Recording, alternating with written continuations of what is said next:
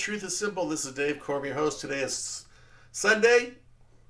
Yeah, I'm doing one on Sunday, September 22nd, 2024, episode, or season 2, episode 21. Last week we did Marxist or Democrat, What's the Difference? Comrade Kamala Harris, part 1, along with 2 other follow-ups to the 2 assassination attempts. So this week we're doing part 2 of Marxist Democrats, Comrade Kamala. Say that 10 times fast. It's tough. Harris. We're going to continue with our Ronald Reagan interviews. I wish it was an interview. I would love to talk to Ronald Reagan. But, we could take what he's done in the past and use it today if it's applicable. In fact, I told you last week I went through I watched one video, which led to a second video, which led to a third video, and then a fourth video. So this is kind of the second video that I watched of that. Some of the things he says here might be similar or pretty close to the same in the video from last week. But this time I'm going to stop the video as we're going through and make some commentary rather than all lump it at the back end. So in that case, let's listen to Ronald Reagan. Let's see what he has to say, how the similarities from almost 60 years ago are like, it's unimaginable that, human beings repeat the same stuff over and over again. In fact, I think I possibly made a comment in one of my videos a while back that as a teacher in California, when I started teaching there, we taught California history, and then we taught United States history, two portions like from the Civil War or there slightly before, or maybe it was before that a little bit. So we taught basically from when Columbus landed. Columbus landed all the way through the Revolutionary War, and then I think it splits off there and goes from the Revolutionary War through today, depending on what year you're in school. So California history, I think, was middle school, and then freshman and sophomore year, I think you have the first part of American history, and then you have the second part. California took it out of the school system, I think. I don't think it's a requirement to learn history anymore in California. That's kind of scary. Now you know why we repeat so much stuff over and over and over and over again, because we just start teaching our new generations about all the failures we made. So we just keep doing the same thing over and over again. It is the stupidity of mankind in and of itself, where Obama makes comment about, we should have a supreme power that oversees us all the time. Well, that is called communism, That's where the Democratic Party is, in my opinion. They're not Democrats; they're Marxists now. So, as far as the title goes, I think I hit it right on the right on the letter there. That the Democrats are a Marxist political party now. They are not the Democrats. In fact, the People's Republic of North Korea is not democratic. It's run by I can't remember his name. Something Il, Young Jun Il, or whatever his name is. He is a dictator. China, I don't know what you call him, chairman. He's a dictator. Putin, he kills all of his political opponents. He's a dictator. Same like in Venezuela, dictator. Same as in Cuba, dictator. Same as in, I think, maybe Brazil now. Is on the process of becoming a dictator. Same with South Africa. Possibly in India, we have the same kind of issue happening possibly there. Europe, just the European Union, becoming more and more socialist, moving more and more towards communism. Might be a little bit of a rebellion there in the next 20 years. So if you want to go to Europe, probably in the next 2 to 3 years is the time to go. Otherwise, you may never go because they're going to be in war over there, whether it's with Russia or some kind of internal fighting amongst themselves, which possibly could be, or the infiltration, other cultures, other peoples from the world moving into European nations who are now in the process of trying to determine how they're going to handle all these outsiders that have come into their countries and have now got roots there, and how do they bring them into their culture, or how do we get rid of them so our culture survives? It's the same here in the United States. We've had 20 million people come in here in the last 4 years. Same with us. We've grown from 320 million to almost 345 million people in just the last 4 or 5 years. Here we go. We're the third largest populated country in the world, behind China first, and then India second, and then us. So with that said, let's listen to Ronald Reagan. He's going to go back and he's going to talk about government and how it's not our friend, yeah, yours nor mine, and how government is probably the only entity in the world that causes tyranny to mankind in and of itself. Governments kill people. Yeah, they do. People kill people. You know, if you're in a gang, that type of thing, we kill people. But it's the governments that kind of create the wars that we end up fighting and so forth. It's the governments that come in and put down rebellion in the nation, whether it's in the Ukraine back in the 1920s and 30s, 40s, when Stalin massacred roughly 20 million Ukrainians back then, or whether you're Mao Zedong in China, where you killed almost 100 million of your people who were rebelling and fighting against your authority of being the totalitarian communist government. That's what governments do. They pretty much put people on suppression and they control them. They don't give you freedoms. They take your freedoms away. So without further ado, let's bring up Ronald Reagan and go from there.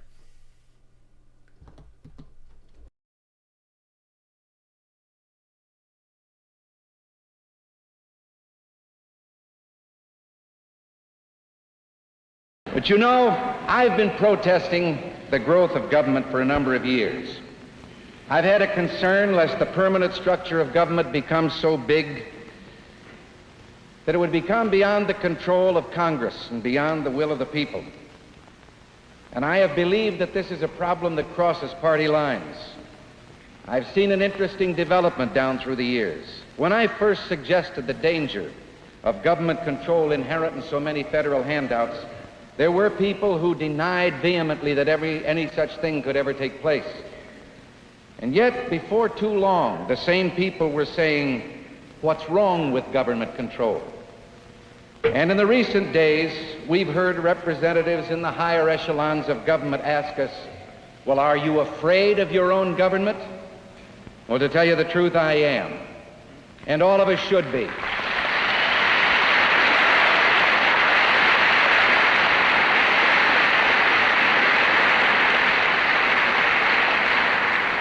And I speak not in a partisan sense of an administration or individuals. I'm talking of the institution of government.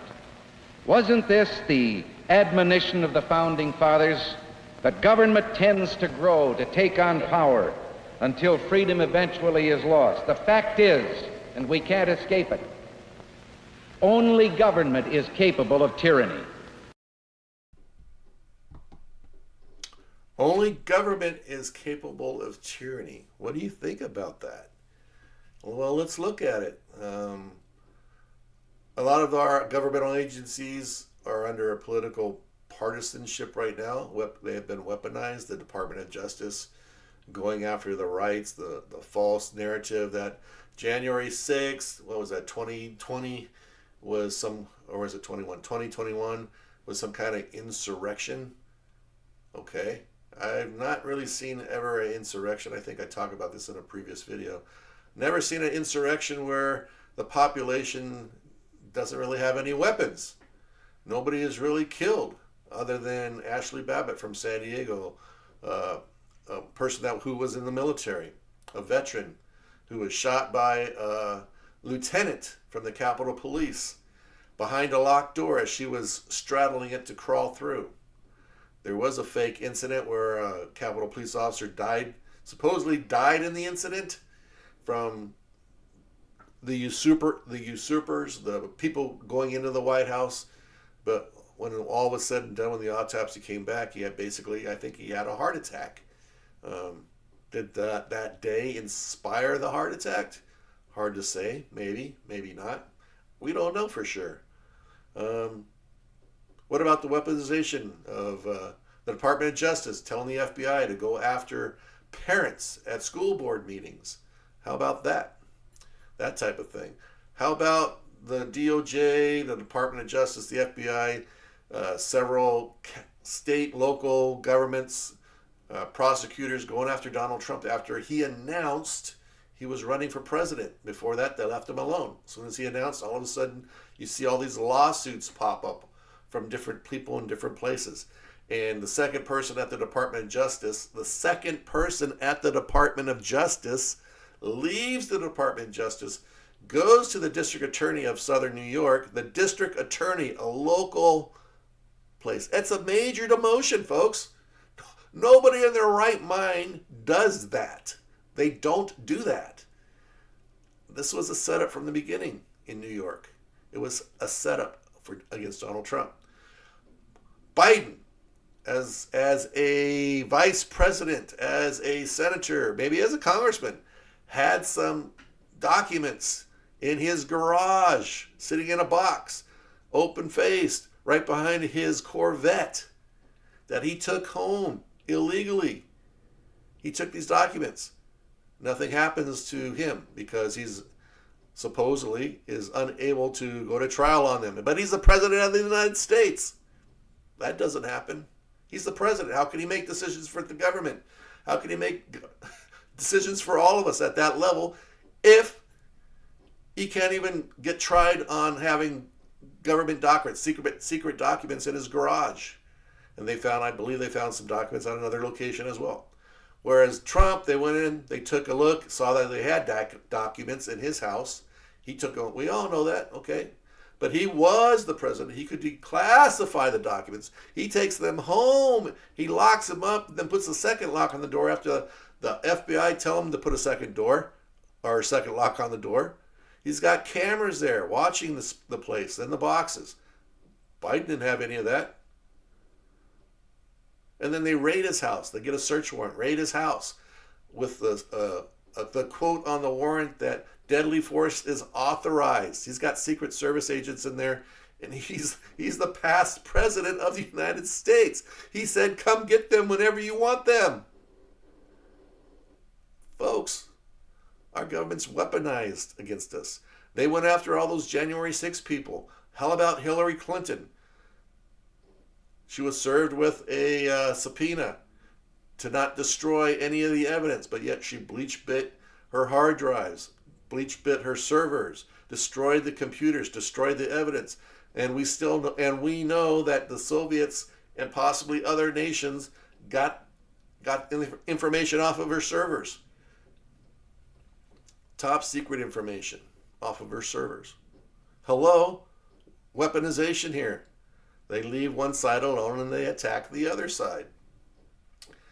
What do you think? I'm using various different sites to post this video on. I have quite a few on Rumble, people starting to follow me.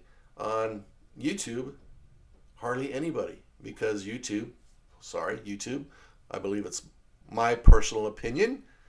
Maybe you can dispute that because you have all the technological software that tracks everything and all that. But I believe, I could be wrong, I believe they're blocking my information from my videos on YouTube. It's their choice. They're a private organization. They can kind of do what they want. But the federal government has been weaponized. The Department of Justice, the FBI, the CIA, the State Department, all these agencies have been, and I also think that, hate to say it, with the two Trump attempted assassinations, that the Secret Service as well has been infiltrated.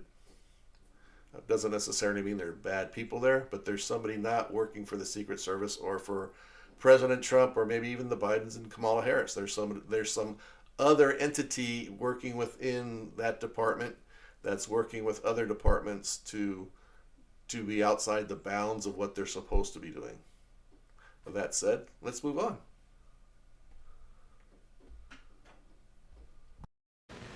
Now, I realize this is a controversial subject, particularly as we approach an election year. But then if you didn't take up things that were controversial, you'd never talk at all. There was a man knocked on a door one day, and a small boy answered, and the man said, "Son, is your father home?" And the boy said, "No."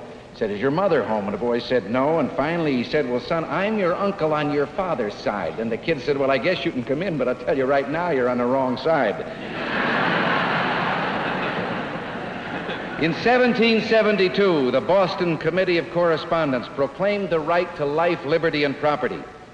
2 years later, in Philadelphia, the First Continental Congress declared that Americans were entitled to life, liberty, and property. In June of 1776, the Virginia Bill of Rights asserted that all men were equally free and independent, with the means of possessing and the right to possess and acquire property. And 3 weeks later came the Declaration of Independence, a bloody war, victory, and then a new nation which would be based on a Constitution and a Bill of Rights. Life, liberty, and property had become life, liberty, and the pursuit of happiness. And 70 years would go by before England's Lord Acton would comment on the task of these men and what they had accomplished with this document. He would say they had solved two problems which had heretofore baffled the most enlightened nations. They had prodigiously increased the power of the national government and had founded it on the principle of equality without surrendering the security for freedom and property. And it's true. Our Constitution is a contract guaranteeing the most limited and equitable government in the long history of man's relation to man. Now, however, while the national power is prodigious, what has happened to security for freedom and our right to the ownership of the fruit of our toil? The French philosopher Alexis de Tocqueville 100 years ago said the end of freedom comes when the party in power learns it can perpetuate itself through taxation. Boom. If you heard right before he said that the party in power perpetuates itself through taxation, he made it. There was a small comment. I don't know if maybe you caught it or not, but he said our Constitution allows us to enjoy the prosperity that we create through our individualism and building basically our companies or our businesses and everything. If you go back to President Obama, before he was president, he was Senator Obama, running for office. He made a comment, you know what, to some people, I think it was somewhere in the northeastern states, could have been Ohio or Michigan, Pennsylvania, somewhere there. He was somewhere and said, you know what, you didn't build this business on your own. Other people built it. They assisted as employees, that's for sure. That's for certain. Elon Musk hires, I don't know, maybe thousands of people, tens of thousands of people in all of his businesses. They have made those businesses successful, but it took somebody to think of it in their mind, put the wheels in process, and risk everything they had to start that business. The employees there, while they are there for a reason, we try to find the best persons to come in and help those businesses grow so they have longevity, they live. Hopefully they build that company, help build that company to the point where it's can be listed on the stock market possibly and be nationalized, not nationalized, but internationalized, where it can become an international type company, which, you know, if a lot of those companies have stock options. So as the company's growing, you know, you become a stock owner and part of your pay and compensation is the original stock. Turn around and sell it for a bunch of money afterwards. Hundreds of thousands of people have gotten rich that way. But there are some that are just the employees that do some of the just menial work that needs to be done on a daily basis. They get fairly compensated for whatever they do. Is that right or wrong? I don't know, but that's how the American system and how free enterprise has always worked throughout the world. But somebody has to start it. Somebody's got to put that initial investment down, has to come up with the money. I've started businesses where I put my house on virtually on a cliff, saying if this business doesn't work, I'm losing my house, I'm losing my cars, I'm losing everything. My employees, they could find another job tomorrow. That's the difference between free enterprise and owning a business and starting a business. The employee, which I am one now, I understand that I'm doing something for this company to enrich it, to make it better, to make it more sellable. But I don't think that I'm ever going to get compensated to the point as if I was the owner of the business that started this and took all the risk that's involved with those types of things. So that's a huge part of what our Constitution gives to us as Americans, the right and free will to win, to fight, to be individuals, to make it be successful or to fail. Why do you think 20 million people have come to America? Why do you think everyone from foreign countries have come to America? For that one reason, most likely. to run from persecution in a country, and or to start their own business, to have the opportunities to own land, where in a lot of countries you cannot own land, to start your own business, to make it on your own, to make a better life for your spouse, and your children and grandchildren. That's what America's all about. But that's not what the Democratic Party is all about. Theirs is about control, taking it away and giving it to someone else, and giving all of our hard-earned efforts not only to us in America, but what about the 20 million illegals that have come across our border? What about that 20 million people that have come across? The current government in power, Biden, Harris, is talking about dipping into Social Security, just taking it away from all of us who've been paying into it for almost all of our lives. It's part of our retirement system, how we survive so we can have a little bit of a life after our work life. It's barely a subsistence amount of money. But yet they tax it still. We've already been taxed on that money. And now they're talking about giving it and using it for illegals coming into the country. It's scary, folks. Wake up, smell the coffee, see what's going on in your world. Well, what does happen to freedom when the executive branch of government can use the money taken from the people in order to coerce the people? A foolish fear? Representative Glenn Andrews introduced an amendment to the poverty program on the floor of Congress. It is almost inconceivable that such an amendment would be required. It is even more inconceivable that the amendment was overwhelmingly repudiated and defeated. It was a simple amendment that would prohibit poverty funds from being used for political purposes. Make no mistake about it. The party in power has legislated into existence a $1.8 billion campaign fund for 1966.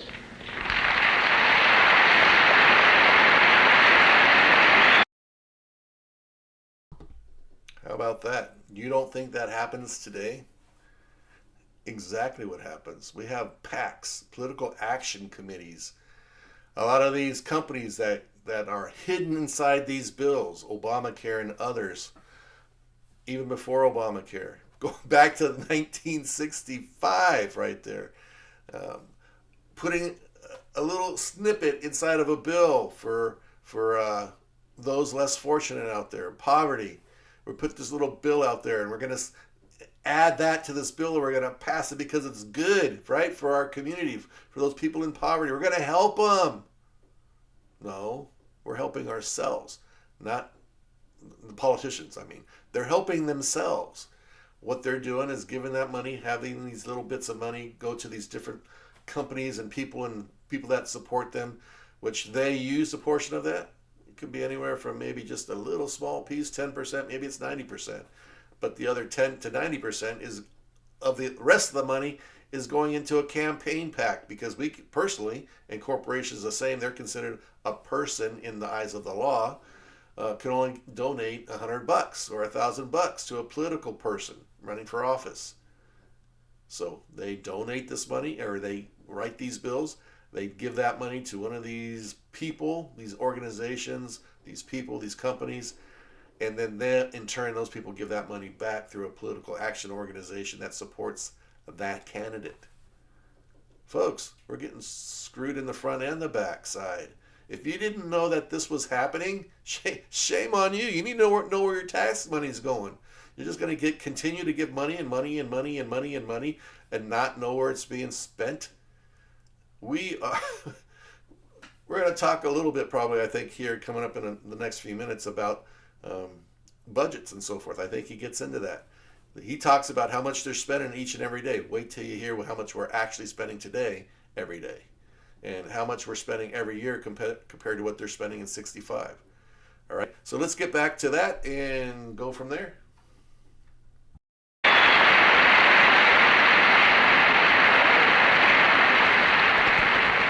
"5 years ago, we reached a new frontier, and now we're face to face with a great society, and along the way, we've added $31 billion to our debt, but we've decreased our gold holdings until concern is felt for the solvency of our currency. And very shortly, the coins we jingle in our pocket will no longer have the ring of silver. But have no fear. We reached something of the height of absurdity when in a press conference recently we were told that the government would stand behind those artificial coins and was prepared to exchange them anytime for paper.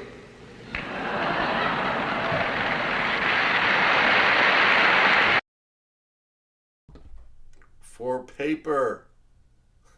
What are you talking about? I grew up with US dollars. I remember when I used to be able to go to the store, stick a penny in a gumball machine and actually got a gumball for a penny. I was watching a TV trivia show just this last week, and they said the question was, how much does it cost to make a penny in today's market or in the United States? Just to make the 1 cent, 1 penny. How much does it cost to make a penny? It costs, per the answer in the show, it costs 3 cents, 3 pennies to make 1 penny. It costs more to make the penny than the penny's actually worth. Can you believe that? Where are our coins? I got a bunch sitting down here. I don't know, maybe $50, $100 a coin sitting on the floor here.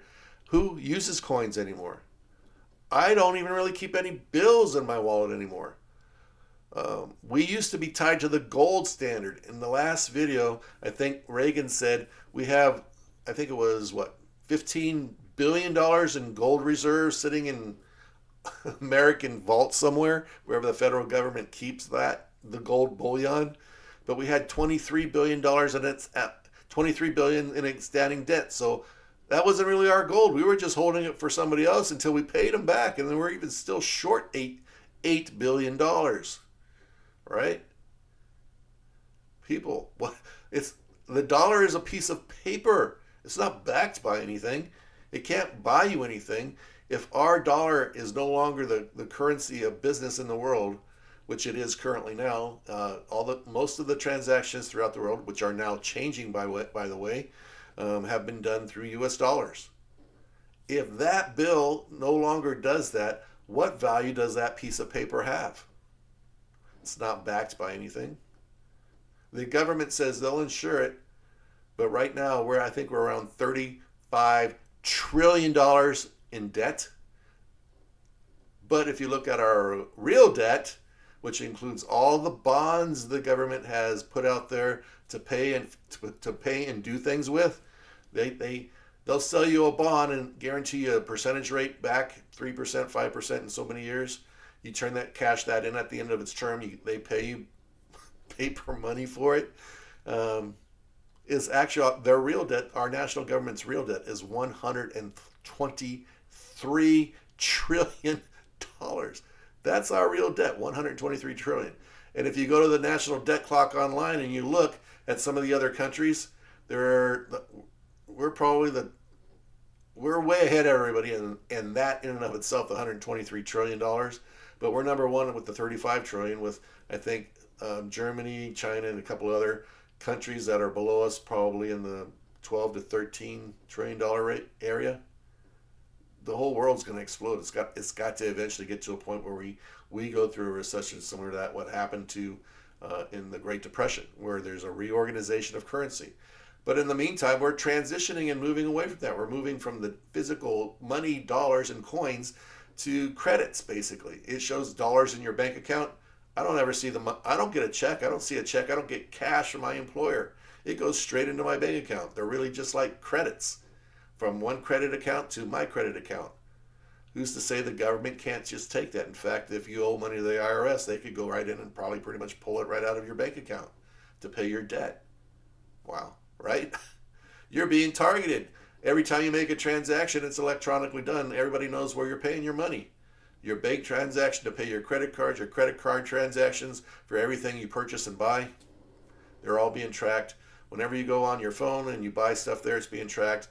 They know what you're buying and where you're getting it from. All these things, everything you do, all your transactions are being tracked. Everything. Whereas in cash, it was kind of a quiet little thing that nobody really knew what you were doing. So the government's tracking everything. The government, the United States government, if you didn't know it, is the number one owner of Bitcoin, I believe. in the world. Who would have thought, right? So where are they going with Bitcoin?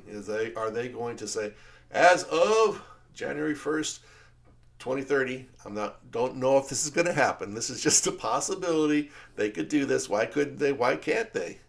You know what? We're canceling the US dollar. It doesn't exist anymore. So if you have any dollars, you better buy Bitcoin, because as of January 1st, 2030, the US government has decided that the US currency, the US dollar, does not exist anymore. It could happen.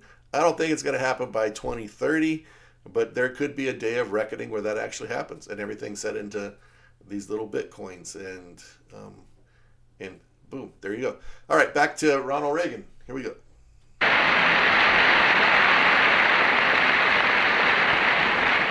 We've discovered that every family with an income of less than $3,000 a year is poverty-stricken. At the same time, we learn that the cost of government prorates out to $3,300 per family.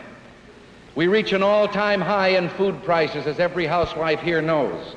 But the farmer who produces that food receives the lowest percentage of the market basket dollar he's ever received in history.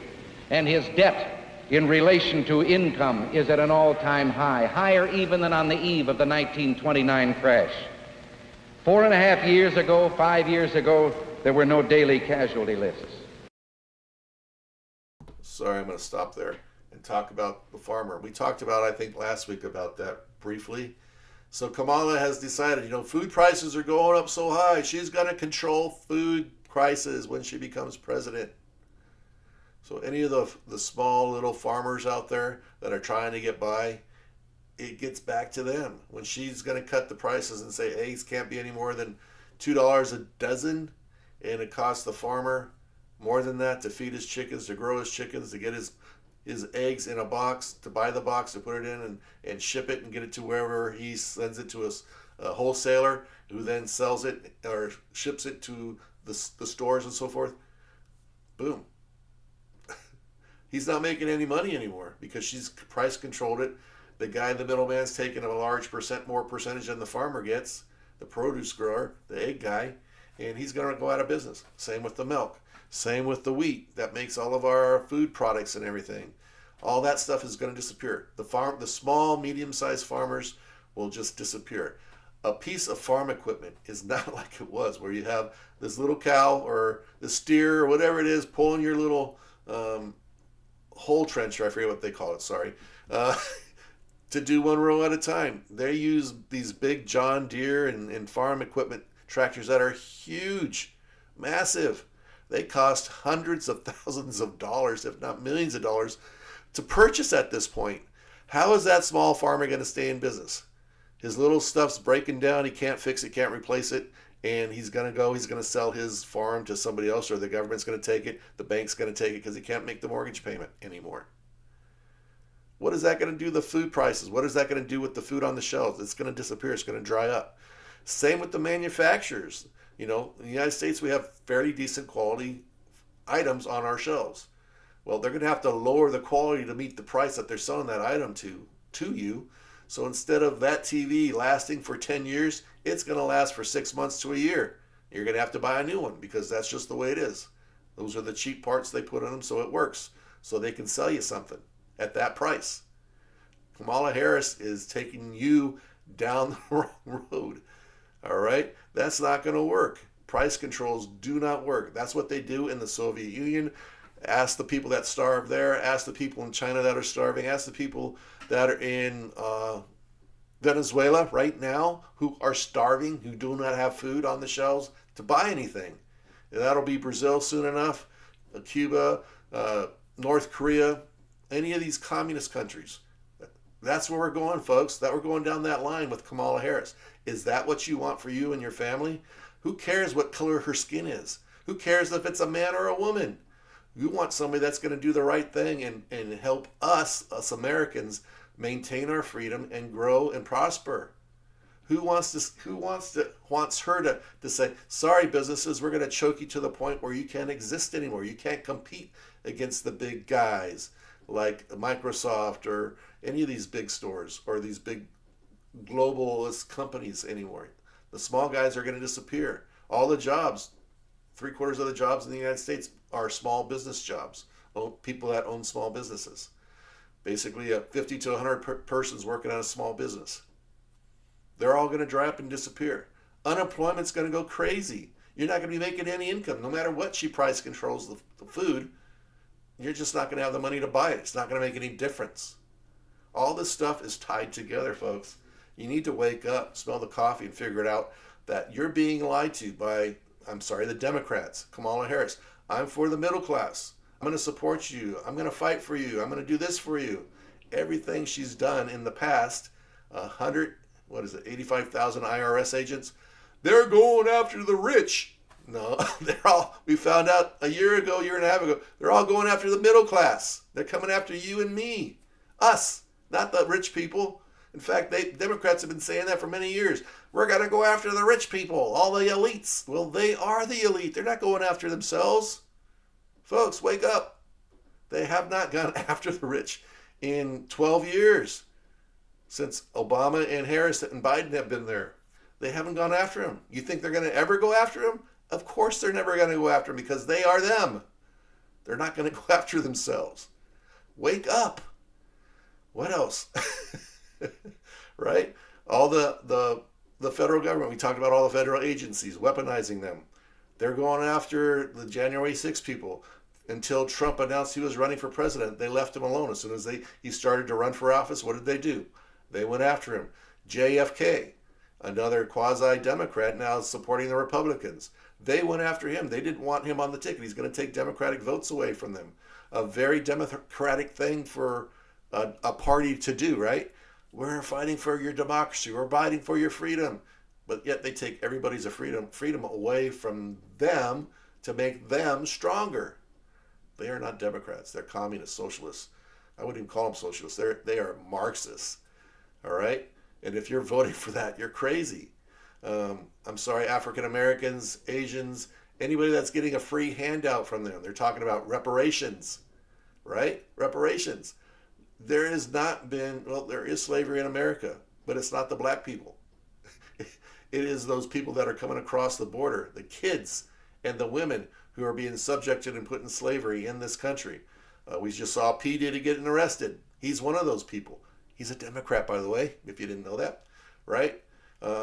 He's just like the Epstein guy who hung himself, supposedly, or killed himself in prison, which is debatable. Folks, you need to wake up. If you don't like Trump, that's okay. I don't necessarily love him either, right? I don't. I think he's done some things in the past that I wouldn't approve of.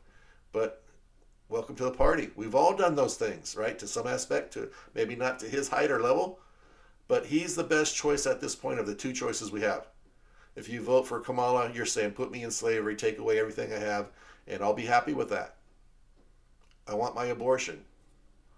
Okay. Where have you been? You say you're going to fight for it, fight for our rights, and fight for this, and fight. Where is it? They've been talking about fighting for it for 20 years, 30 years. That was a Hillary Clinton thing. I'm going to get you your abortion rights. Hello? Wake up.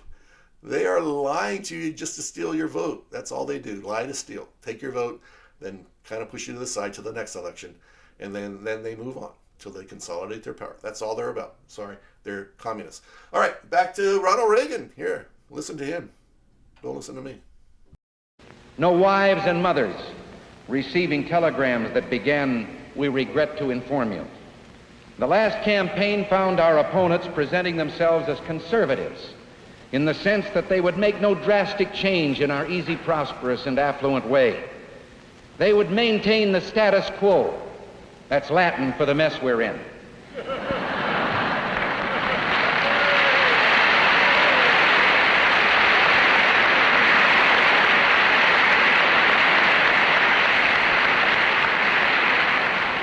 We, on the other hand, were presented as radicals who'd bring about some cataclysmic upheaval. Well, now the wraps are off the Great Society, and a multitude of messages and legislation has made it plain we're to have the welfare state with an unprecedented federalization of American life.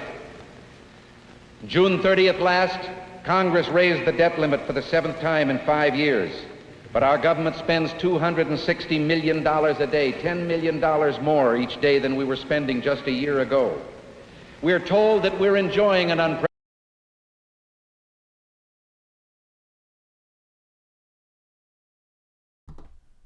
So let's give you the facts here.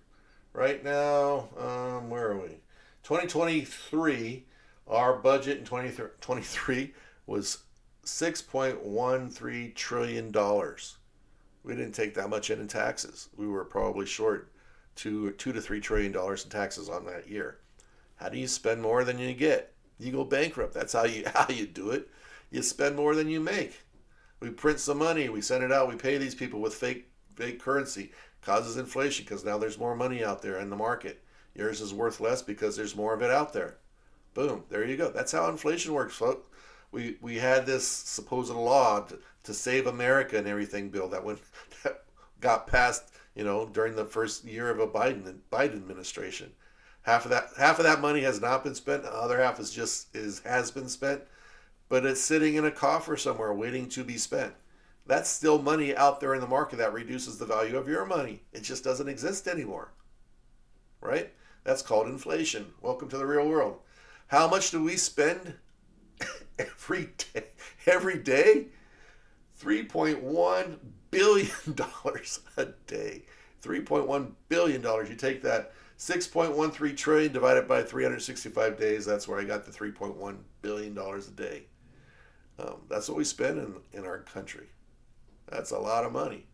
I think if you took $6.1 trillion, if you stacked a bunch of $100 bills or $1 bills on top of each other, $6.13 trillion will probably get you, I'm going to say to the moon and back, probably even farther than that. Probably take you a third of the way to Mars. That's how much money we spend every year. It's crazy. We owe $123 trillion. Now you're talking about going to Jupiter or something like that. It's crazy how much money we owe, folks. We're never going to pay it back. Something has to crash. Something has to happen. And if you continue going down the same path we've gone, I think I haven't talked about it, but I talked about on another version of this when I was recording it, when California, this is what should happen. When we elect people, if you voted for somebody in office, because there's a mass exodus in California going everywhere in the country, the only way California kind of still has people in it is because they're all coming from the southern border. There's nobody moving there. It's too expensive. Minimum wage is $20 an hour. Cost me $16 to $18 to buy a Big Mac, of fries, a drink, and a hamburger. Is like $16 to $18 in California. They're closing stores. A lot of mom and pop places that have to pay that $20 an hour for minimum wage, they're closing. So if we're looking at middle class right here and lower class, so over the last 15 years in California, they've continually raised the minimum wage to the point where it's right here. Middle class never gets an increase like the minimum wage people do. So look at where they are. There is no middle class. It's gone. It's gone in California. My brother's house, my house in California, I paid $201,000 for it, or that's the buying price in when was that? 1991 when I moved there. 1991 is $201,000. Right now, that house is estimated to be around $825,000. Fine. My brother's house, who probably 10 years before me, so 1981, bought a place in Mira Mesa in San Diego. He probably paid $175,000 for it. It is worth $1.1 million. It's half the size of my house in California, and it's on a smaller lot, much smaller lot. Probably about half the size of the lot my house is on. Probably around 6,000 to 7,000 square foot lot. The house is probably, like I said, 1,500 square feet or somewhere around there. For $1 million. How much is the property tax every year on that? My brother bought the place all those years ago, so he's stuck under the Proposition 13. His taxes aren't that high yet. They slowly increase every year. But anybody that bought that house is going to be paying $1,500 a month just in property taxes alone or more. How can you afford that? Middle class people. You can't. The foreign investors are buying up all the properties in California. There's sooner or later it's going to catch up where 2/3 of the properties in California are rental properties because nobody can afford to buy them, and rents have gone through the ceiling in California. But anyway, going back to Gavin Newsom, I call him Gavin Nuisance. He was recalled. How does he get?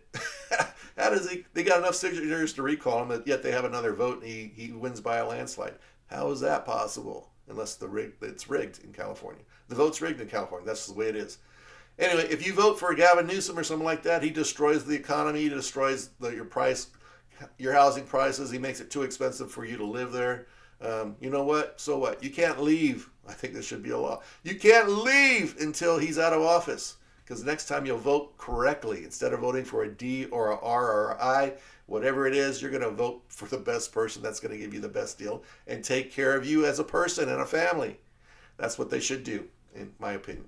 All right, here we go. Back to Ronald Reagan. Unprecedented prosperity. But 42 government agencies, the government has just informed us, are spending $70 billion a year on public welfare. And serious discussion is given by men in high place in government to the idea that there is no longer any necessity to connect work with income, and that a man simply by being born should be assured of an annual income with no need to work. The ancient Hebrew book, the Talmud, tells us that for a father to fail to teach his son to earn a living is the same as teaching him to steal, for that might be the inevitable result.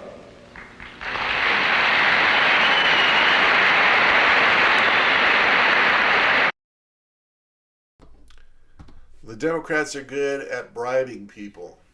Hey, all you college students, we'll pay off your student loan. Hey, all you African Americans, you've never been a slave, but since how those of you whose parents, the small minority of you that live here, whose parents were slaves 140 years ago, 160 years ago, since your great grandparents were slaves, we're going to pay you some reparations to make up for that all those years ago. Why would I have to pay it? Because I'm white? My family didn't migrate here until after the Civil War. So why do I have to pay reparations through my tax money to somebody who was never here? And in fact, 2/3 of those African Americans that live here today were actually, their families were never in slavery. So I'm just kind of guessing at the numbers, but I'm trying to be facetious on this as well. Why do they deserve reparations if their families were never even in slavery? What kind of sense does that make? Why don't we do that for the Hispanics then too? Because didn't we still half the Western United States? Didn't that belong to Mexico? Oh, but wait, then we'd have to include the Native Americans too, because we took all their land. So don't they deserve reparations as well? Yeah. Didn't we mistreat the Irish when they came over? They were slaves for a bit, white slaves, yeah. I think they were endangered servants as well. Let's look back at the history. Maybe they deserve reparations as well. Can you see how all this stuff is stupid? It is just stupid. It doesn't make sense. Let's fix the things of the past like the United States has been doing over the course of its history, the bad things, and make it better. And we have been doing that consistently for the last 260 years or whatever it's been, 270 years since America's been in existence. Let's keep doing that. Let's keep doing the right thing and going in the right path and so forth. Our culture is one of the cultures of the world. It's the greatest culture in the world. This is the only place in the world where there's been freedom. Why do you think 20 million people have come here in the last 4 years? Because they want the opportunity. How unhappy do you think they're going to be if we vote for Kamala Harris? That all disappears. It's all gone, and we're living in the same kind of government they just came from. Are we going to stop them from leaving the country? Because it's not a good deal here anymore? Perhaps, right? Think about this stuff. Do you think those people in the long term are going to vote for Kamala Harris? It doesn't make sense. I just left the country to come to freedom and start my own business. But I could see this lady and her party taking me in that same direction. Why would I vote for them? because they're giving me money, right? We're going to dig into Social Security and take all the old people's money, all those people that have paid into it. In fact, it's going to be insolvent. It's not going to be around anymore. We're giving all that money, which it's already been taken anyway. The government spends it every year. It doesn't exist. There is no pool of money anywhere. It just adds on to our national debt. The government takes our money, they steal it, they use it for something else, and we get paid, but it's not our money. But then they tax us on our own money that we paid into for the last 35, 40 years. Donald Trump is saying we're going to stop that. Yay, it's about time. Tax tips. Kamala comes out a week, 2 weeks after Donald Trump says, I'm going to take all the not tax tips. All of a sudden, that becomes her story. I'm not going to tax tips. But now that people caught her and said that was Donald Trump's thing, she doesn't say that anymore. And do you think you're going to get her to not tax your tips? And she gets into the office? Well, she's not promising that now because that was a Donald Trump thing. She's going to tax your tips, folks. Guess what? Bam. Don't vote for her. She's going to take all your money away. Wake up. Smell the coffee. Listen to the things she said in 2020, 2019, 2018, 2017, 16. Listen to what she says. Do you think she's lying when she says she's going to cut fracking? Do you think she's lying when she says she's going to tax people? Is she lying when she's going to say, I'm going to let all these people out of jail for free, or encourage you to send money to get them bail bonds to get them out of prison, out of jails, all these insurrectionist people on the left? And it's going to continue, she says, because we're that type. We're not going to stop there. We're just going to keep on doing what we're doing until things turn our way, my way, till we get into power and control. Take her, don't listen to her words. Look at her actions. That tells you where she's going, what she's going to do. Don't listen to her. Look at her. Look at her actions. Back to Ronald Reagan. Here you go, Ronald.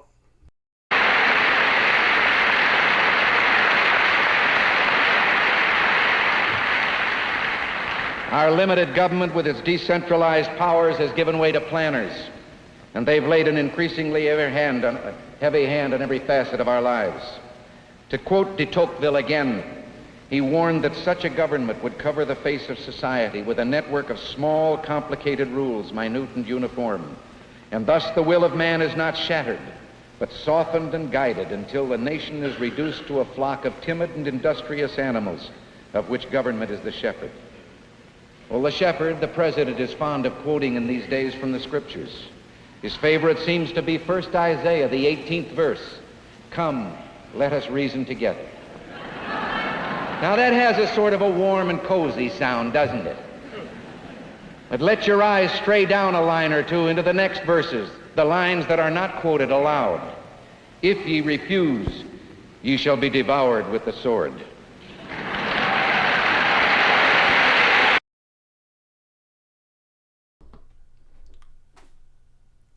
Hello? You guys there? Does that sound like the Democratic Party? Come on, people, we support you, we love you, we're going to help you. LGBT community. Muslims that are supporting Hamas. Come on, Black Lives Matter. Come on, Antifa.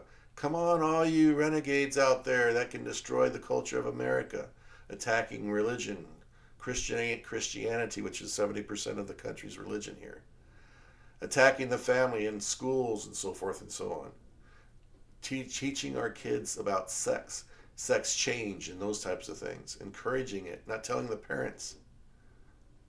Folks, it's just like the video says up here, if you can still see it. I think it's on the bottom there. I have the lettering over the top. It's the federalization of weaponization of all these law enforcement agencies coming after all of us, coming after me now that I'm putting this on live on the internet. There's a possibility a year from now, if Kamala's in office, that I continue these types of things. The FBI investigates me. I get considered to be some kind of a terrorist threat because I'm talking negatively using my First Amendment right, which has been taken away by the Marxist Democrats.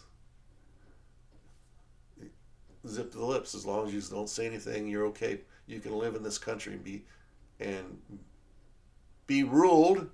Just don't be free, all right? You can live on your knees and survive, or you can stand up and fight, and fight in the sense, as far as that goes, as this is how I'm fighting right now. I'm not a person that will take any kind of gun or weapon out there and really use that in a manner or a means to do anything to anybody or anything. I will defend my family if I have to, but me, I don't really care as far as that goes. If I have to go to prison and be the next, what's the guy, Mahatma Gandhi in India? If I have to be him, or the Nelson Mandela of South Africa, if I have to be him, I'm okay with that. All right? Maybe they're going to kill me. Maybe they're going to send me to Guantanamo. Maybe they're going to take me to Washington, D.C. and call me a terrorist, even though I was never there on January 6th. They'll find something to say that I was there and throw me in prison. I don't know. But I wouldn't put it past them. I wouldn't. Let's go back to Reagan.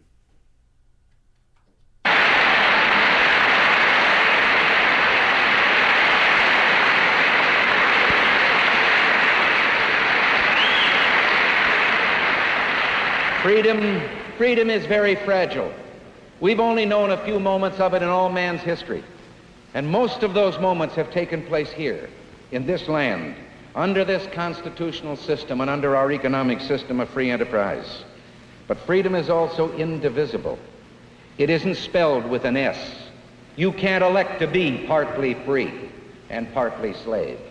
You're free or you're not free. If we ever decide we need a new Declaration of Independence, I hope we'll keep one line from the old.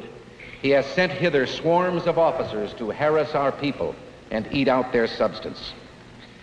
Today, for every 10,000 of us, it only takes 12 doctors to keep us well and healthy. It only takes 40 mechanics and oil station attendants for every 10,000 of us to keep our automobiles running. 37 telephone employees to keep the vast network of telephones running in this country. But it takes 130 federal employees for every 10,000 to administer the affairs of state.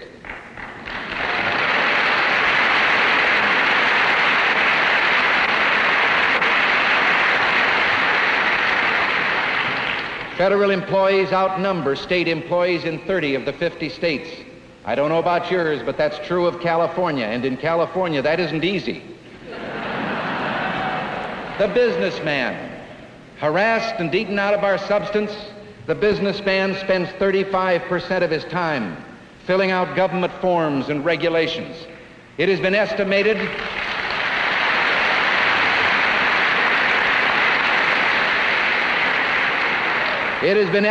that this government paperwork costs American industry $20 billion a year, which must be added into the price tag.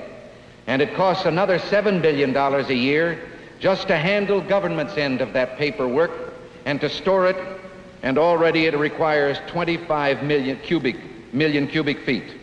Some time back, to show you how this can happen, there was a little New England town that decided to get in on the surplus food idea. Now, this is a good idea. No one can quarrel with the fact that if we can raise a surplus rather than waste it, it should be distributed to those people who have need. So this little town got in on this and got its share of free federal surplus food. And then they woke up one day and discovered that they were being flooded under a great load of paperwork demanded in connection with this handout. And they discovered finally they'd put on so many new city employees just to handle this that it was cheaper to get out of the program and buy the groceries retail at the corner market.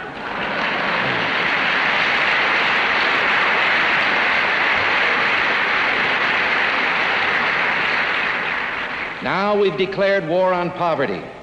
Now no one again quarrels with the humanitarian aim. But in getting the program passed, we heard a great deal about one state, West Virginia. Oh, this became a household word. This was the very center of poverty and distress and unemployment. Some of us thought that the whole war would be fought right there in West Virginia. Now the program is adopted. West Virginia gets $400,000. Texas gets $10 million.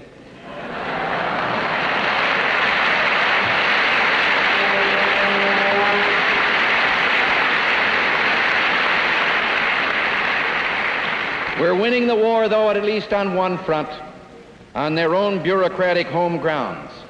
$19,000 a year is a good salary, and it's a very high rate of pay in government salaries. As a matter of fact, there's only one employee out of 1,000 in the Department of Defense gets $19,000 a year. Only 1 out of 500 in the Department of Agriculture. But in the new poverty program, there's 1 out of 19. Gum Springs, Virginia was awarded $74,000, $54,000 for administrators' salaries, $20,000 for the poor. While one voice in government tells us that we're enjoying this great prosperity, another voice tells us that 1 out of 5 in our country is suffering from poverty and destitution.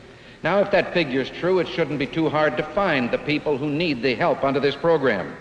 Well, in my hometown of Dixon, Illinois, a committee of 10, self-appointed, beholden to no voters, has established itself and asked the government for a $38,000 grant so they can go on a search to find out if there's any poverty there. It breaks down to $10,200 for the chairman and $7,200 each for 2 assistants, and the balance will go for secretaries, mailing, office expense, and travel. In another area, more than 2,000 college graduates have been hired as a part of the program to study the culture of poverty. Now, no one disagrees with the youth portion of that program. The idea that we should salvage, if possible, those young people who, for whatever reason, have failed to fit themselves for the responsibilities of adult life. But we take over a hotel and we install there young ladies who have been lifted from destitute families, and now they're to be trained so they'll be self-reliant and can go out on their own and make a living. But while they're being retrained, they're given maid service so they won't have to make their own beds. And the program prorates out to $7,000 a year for each young lady we're going to help. There are a lot of families in this country raising fine, productive citizens on less than $7,000 a year.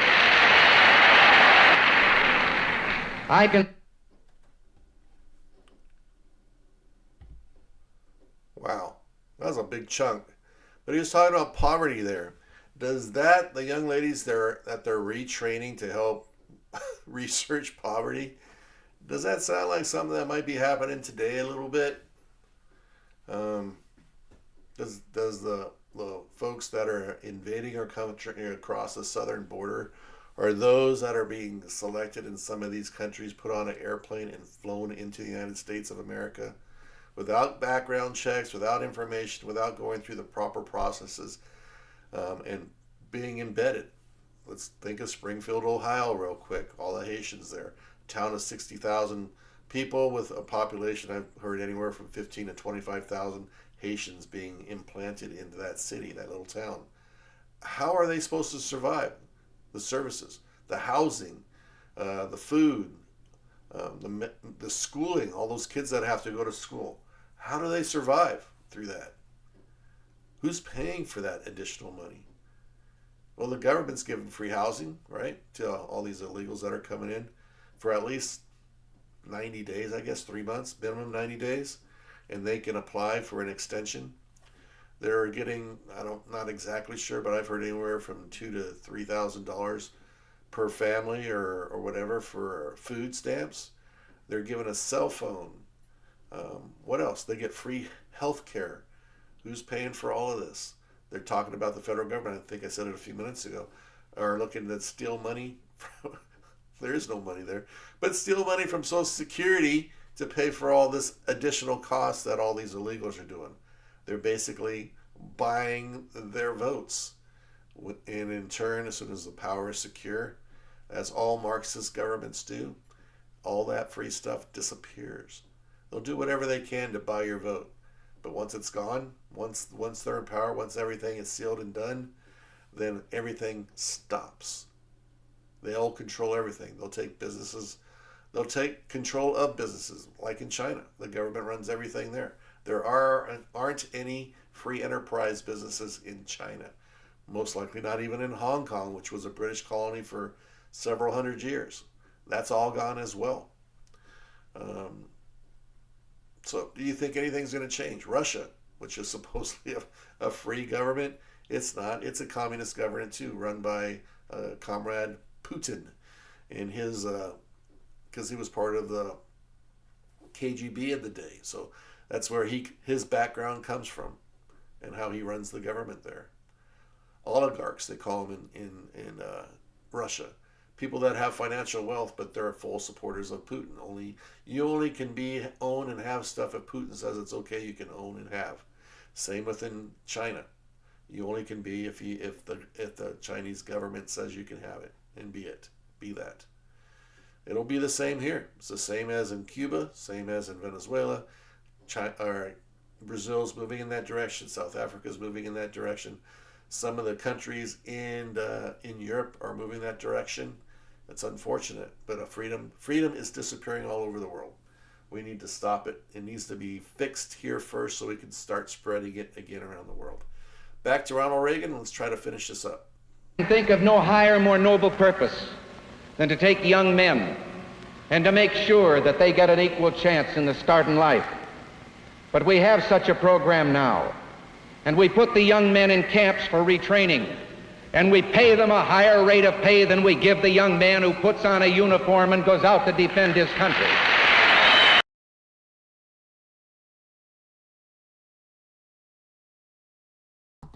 Bam. And with a sharp reflection there, we're stopping. Oh, I need to click that real quick. So we're going into education next, but that's going to be in the next video. That's going to be in the next video. We're going to do a little bit of education. I think I have a couple areas I'm going to discuss there as well. So that video will probably be a little bit shorter. I think the video's on part of this. And it's about 13 minutes we just looked at 15 minutes. So that one's 13. It'll be a little bit shorter than this video, I hope. But folks, you just heard Ronald Reagan. A lot of the similarities of things that had happened back in 1965. Same things they're repeating themselves today. We're just back where we were in those rough time years. Think about it. Things have changed. Technology today is much farther advanced than it was back then. Information gets around a lot faster. Tracking of us, if you ever read the book 1984, we are in and past that to some aspect right now as far as the government's watching us. I just told you your phone is like a tag. It just follows you wherever you go. They know where you are, what you're saying, what you're hearing. They could be listening to my phone right now, even though it's off per se. It's not really off, it's still on. And whenever I go in and type my password to get into it or whatever, don't you think they have access to that? They can apply it.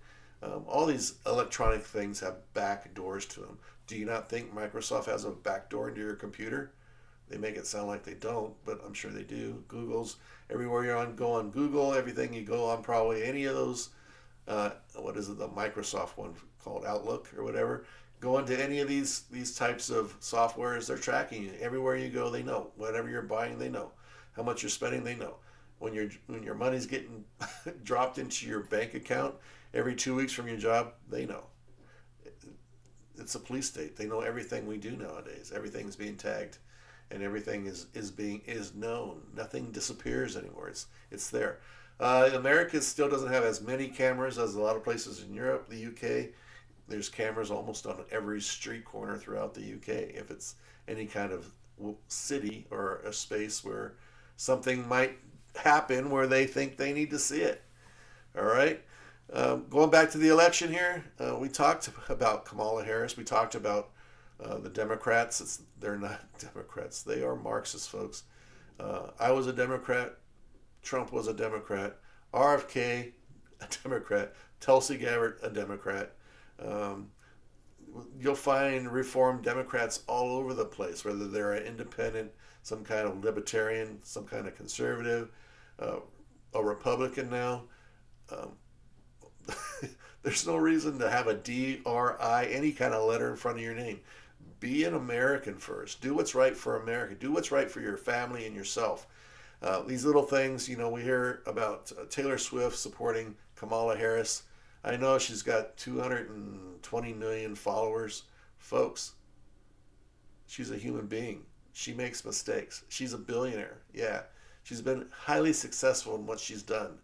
That doesn't mean she has any common sense. It doesn't.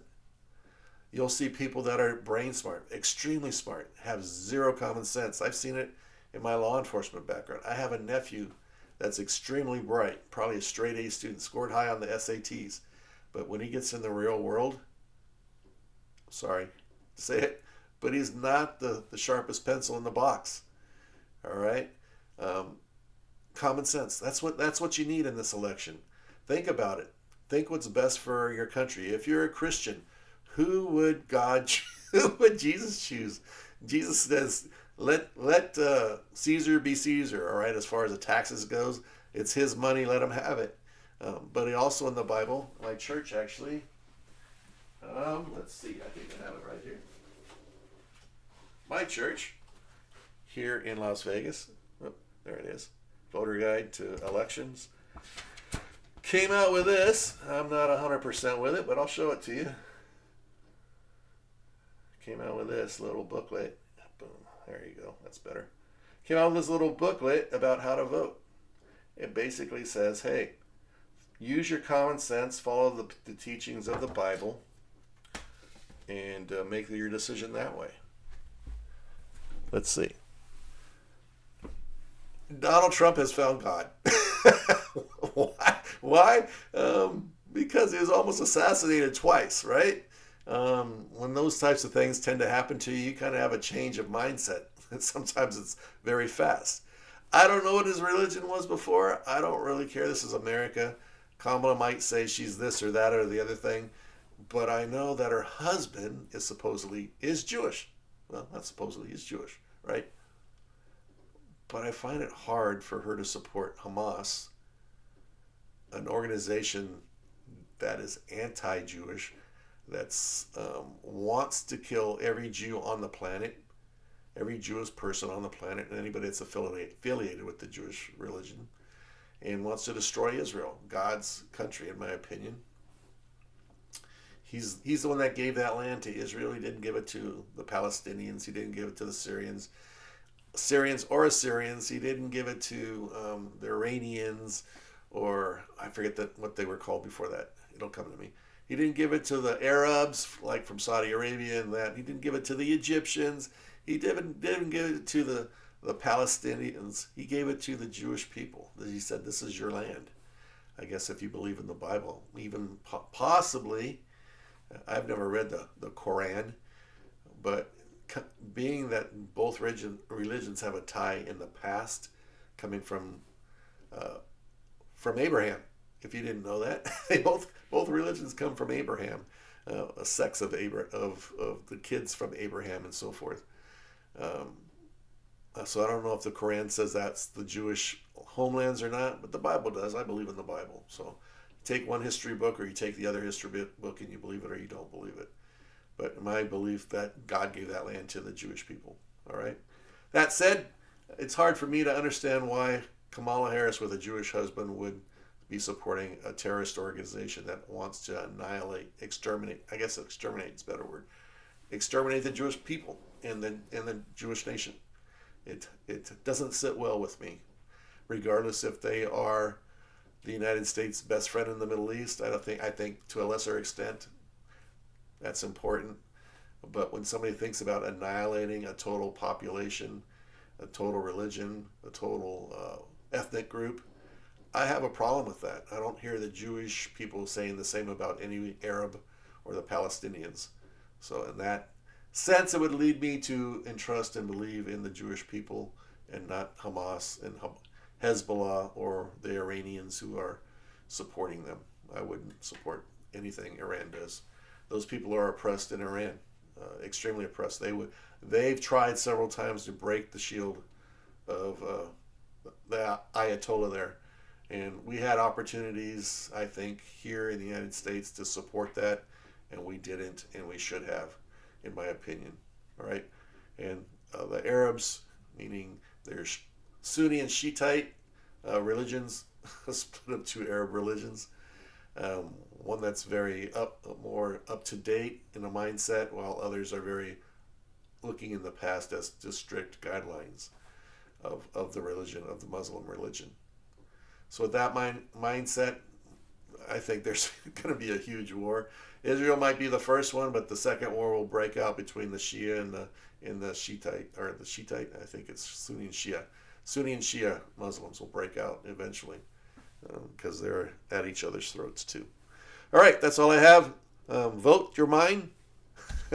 You saw my voter guide, right? If you got a chance to look at that, stop back, reflect on it, and if you're a Christian, I'm just telling you, I don't think Kamala Harris is a Christian leader. I think she's a communist that will destroy America and destroy Americans and destroy our children, and she's a Marxist. I cannot vote for somebody in that regardless. Don't have a big love for Donald Trump. I've already said that a bunch of times. But if you have two lesser evils, which one do you vote for? The greater or the lesser? So I'm voting for Trump as a Christian. You do what your mind tells you. Your heart tells you, but don't just think of yourself. Think of your kids and your grandkids. I think I didn't really talk about abortion, but we're going to talk about that in the coming weeks. My only thing on that is Kamala, the Democratic Party, Hillary Clinton, and even those going before those that support abortion. Where are they? Why have they not done the legislation? Why have they not? Have they not done anything to support or get abortion where it's totally whatever meets the needs of that sect of people that think they have the right to do it? I don't know. They keep promising we're going to go after the rich. They never ever go after the rich. They keep saying we're going to support you in the abortion. They got nothing done, never ever done. Folks, wake up. They promise you all this stuff and they don't give you anything. Nothing. They've done nothing for you. Why do you still support them? I think, I'm pro-life, 100% pro-life, but through my belief in Jesus Christ and in God, I will tell you what my beliefs are and why I believe that way. But God gives us the freedom of choice. He did that with Adam and Eve, which took us into original sin. If you know anything about Christianity, you go back and read Genesis. He gave them the chance to make their own decisions. That's what God does with us. That's what the original sin is, and in my opinion. So as a Christian, I think each and every one of us has that right to make our own decisions because God gives that to us. So it's not for me to tell you what you need to do, but I will tell you what I think is right. You decide for yourself, but you'll have a judgment day one day, and you'll have to ask for forgiveness, I guess, for your decisions that you make here on this planet, on this earth. With that said, guys, we're done with this part. There'll be a part 3. I think I'm going to record that either right after this one or perhaps tomorrow. So there's going to be a back-to-back, so there'll be a part 3. I think I'm going to hit maybe a little more of Ronald Reagan, and then I have a bunch of stuff, so maybe there'll be 2 videos. There'll be another Reagan video that comes out with the remainder of the content that I got here, and then we'll jump into stuff that I got why you may not want to vote for Kamala Harris. I got a couple of good pieces that will say, in her own words, possibly why you don't want to vote for her. And anyway, it'll be shocking. I hope it'll be shocking, but it's the truth, because the truth is simple, and that's what we are. Do your own investigations. Find out for yourself. Don't be hard-headed. Use your brain. Open your mind. See the truth around you. It's there, and it's free. Don't get stuck on these political things about this or that or get all hyped up. What's best for you? What's best for your kids? What's best for your grandkids? What's best for our country, your city, your town? What's best for our nation? Get out of these little things about LGBTQ stuff. I don't really care what you are there as well. That's not for me to decide. That, again, is your decision, and God will judge you at the end. And I don't want to put God on the spot, but that's his job. That's what he gives us as far as our contract with him. Follow him, don't follow him. That's your choice too. Be a Christian, don't be a Christian. Be an atheist, but atheism is a religion. You're putting yourself in the place of God. So with that said, we're done. We'll talk to you later. We'll see you on the next episode, and we'll follow up again, part 3 of Kamala Harris. Marxist Democrat or Democrat. Are they the same? Yes, they are. See you later. Bye.